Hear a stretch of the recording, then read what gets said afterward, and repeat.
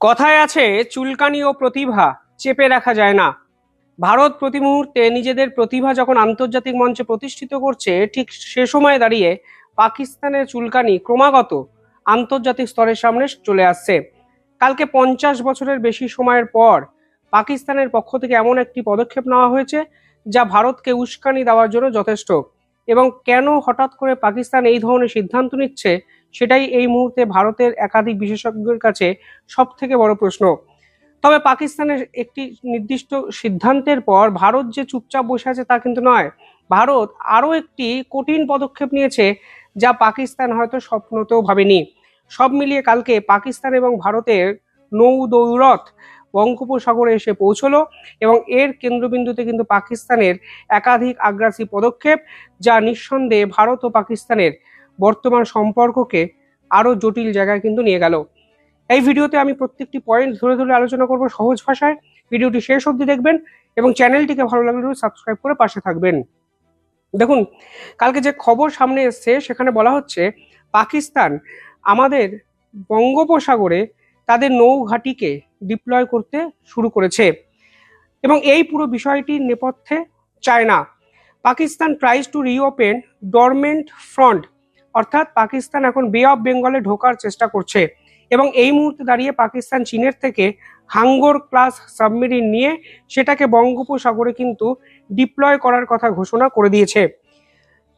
একটা জিনিস পরিষ্কার হয়ে যাচ্ছে যে এই মুহূর্তে এই ধরনের সিদ্ধান্ত সাউথ এশিয়ায় জল যে বিভাগ আছে সেখানে কার প্রভাব বৃদ্ধি পাবে বা কার কর্তৃত্ব বজায় থাকবে, সে বিষয়ে কিন্তু এক বড়সড় প্রশ্ন চিহ্ন তুলে দিয়েছে। এবং একটা জিনিস পরিষ্কার হয়ে যাচ্ছে যে পাকিস্তান আরব সাগরের পর বঙ্গোপসাগরে ভারতের ডগার কাছে এসে নিঃশ্বাস ফেলতে শুরু করেছে, এবং তারা চাইছে ভারত যেন যে কোনো প্রকারে কোনো একটা আগ্রাসী পদক্ষেপ নেয় এবং আন্তর্জাতিক স্তরে ফের একবার ভারত বিরোধী একটি মন্তব্য তারা করতে পারবে, এবং তাদের যাবতীয় ইন্টারনাল পলিটিক্সের যে ডিলেমা সেটাকে তারা অন্যদিকে ঘুরিয়ে দিতে পারবে। অনেকে প্রশ্ন করতে পারেন, ভারতের যে একচেটিয়া আধিপত্য বঙ্গোপসাগরে ছিল, সেখানে কি সত্যি পাকিস্তান থাবা বসাতে পারে? পাকিস্তান কি সত্যি ভারতের সীমান্তে বঙ্গোপসাগরে তাদের সাবমেরিনকে ডিপ্লয় করতে পারে? আইন কি বলছে? যেমন আইন পরিষ্কার বলছে পাকিস্তান চাইলেই কিন্তু এটা করতে পারে। ভারতের সীমান্ত থেকে এক্সক্লুসিভ ইকোনমিক জোন, এই যে যদি ডিস্টেন্সটি দেখেন তাহলে ডিস্টেন্সটি হলো 200 নটিক্যাল মাইলস। অর্থাৎ এই 200 নটিক্যাল মাইলসের বাইরের যে সীমানা আছে, জলরাশি আছে, সেখানে বিশ্বের যে কোনো রাষ্ট্র এসে সাবমেরিন কিন্তু ডিপ্লয় করতে পারে, এবং পাকিস্তান এই মুহূর্তে দাঁড়িয়ে এক্স্যাক্টলি সেই জায়গাটা হিট করার কিন্তু চেষ্টা করছে আইনত। এবং 50 বছর পরে পাকিস্তান তাদের নেভাল ফোকাস সরাসরি আরবিয়ান সি থেকে শিফট করে বে অফ বেঙ্গলে কিন্তু করতে চাইছে, যা কিন্তু যথেষ্ট উদ্বেগজনক পরিস্থিতি ভারতের জন্য তৈরি করতে পারে বলে বিশেষজ্ঞরা মনে করছেন। পাকিস্তান এই ধরনের পদক্ষেপের পর অন্তত 4টে গুরুত্বপূর্ণ বিষয় সকল জায়গায় কিন্তু আলোচনার কেন্দ্রবিন্দুতে চলে এসছে। প্রথমত, ভারতের মেরিটাইম সিকিউরিটি কোন জায়গায় যাচ্ছে? কেন হঠাৎ করে পাকিস্তান ভারতের নাকের ডগায় এসে বঙ্গোপসাগরে তাদের সাবমেরিনকে ডিপ্লয় করতে চাইছে, এবং এক্ষেত্রে চীনই বা পাকিস্তান কেন সাহায্য করছে? এই প্রশ্ন কিন্তু সকলের আগে উঠতে শুরু হয়েছে।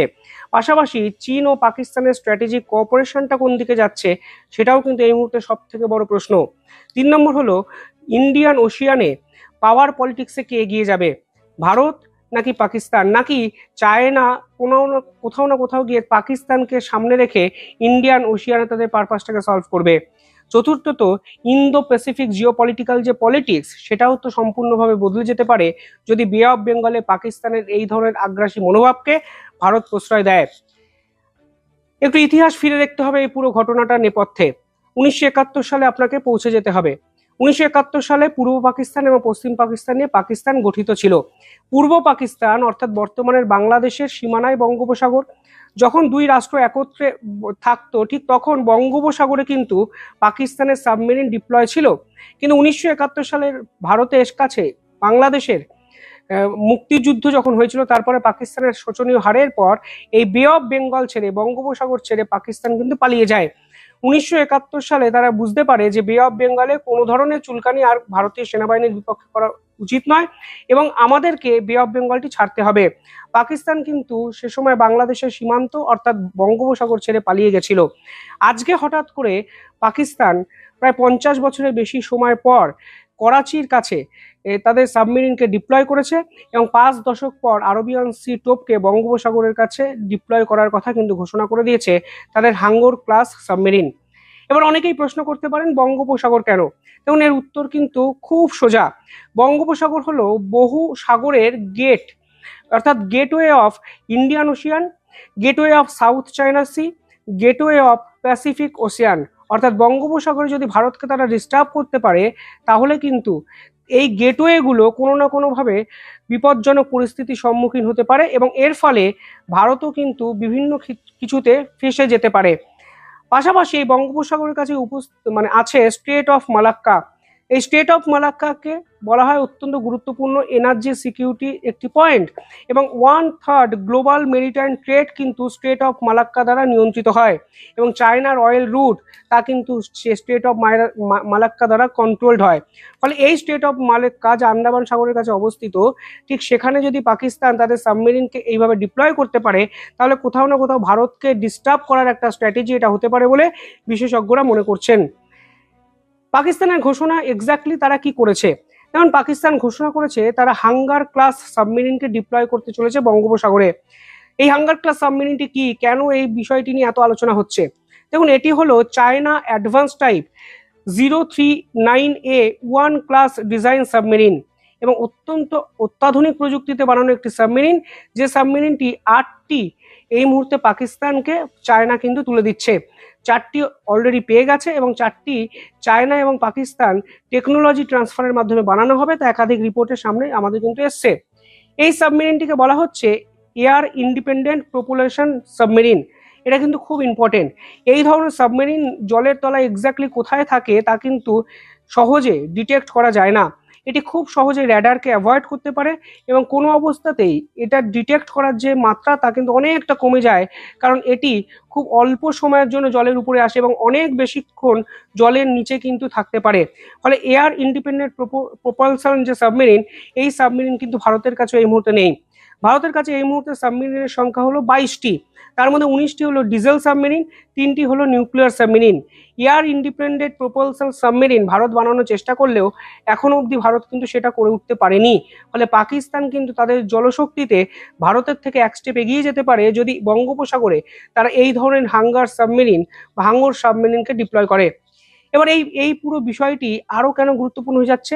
কারণ এই ধরনের সাবমেরিনের স্টেলথ অর্থাৎ শক্তি অনেক বেশি হয় এবং তৃতীয়ত এটি লং রেঞ্জ অপারেশনের জন্য অত্যন্ত গুরুত্বপূর্ণ অস্ত্র। অর্থাৎ এই সাবমেরিন জলের তলায় কোথায় আছে কেউ খুঁজে পাবে না এবং এই সাবমেরিনকে হঠাৎ করে লং রেঞ্জ অপারেশন এটাতে কিন্তু ব্যবহার করা যেতে পারে। ফলে আপনারা বুঝতেই পারছেন পাকিস্তানের লং রেঞ্জ বলুন আর শর্ট রেঞ্জ বলুন, তারা আসলে ভারতের সাথে লড়াই করা ছাড়া তারা আর কোনো কিছু নিয়েই ভাবে না। ফলে এইখানেই কিন্তু ভারতের কাছে একটা কনসার্নিং ইস্যু।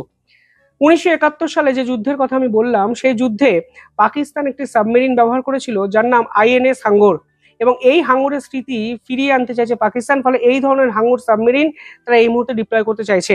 সেই আইএনএস বা পিএনএস হাঙ্গর, সেই পিএনএস হাঙ্গর কিন্তু ভারতের আইএনএস কুকরিকে সে সময় ডুবিয়ে দিয়েছিল এবং এরপর ভারত পাকিস্তানের এমন উল্টো করে ছাল ছাড়িয়েছে, তার ফলে কি হয়েছিল আপনারা সব জানেন।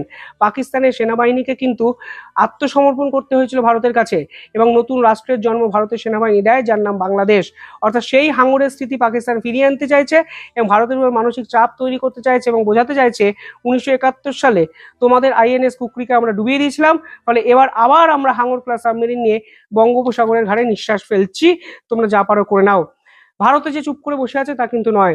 ভারত ইতিমধ্যেই 3টে নতুন যুদ্ধজাহাজের জলশক্তি সম্পূর্ণ যুদ্ধজাহাজ যেটা জলে কার্যকরী হবে তার ঘোষণা কিন্তু করে দিয়েছে এবং কলকাতাতে এসে প্রধানমন্ত্রী নরেন্দ্র মোদী 3টে যুদ্ধজাহাজের উদ্বোধন করবেন, যার মধ্যে একটির নাম আইএনএস আগ্রা, একটির নাম আইএনএস সংশোধক এবং একটির নাম আইএনএস বা দুনাগিরি।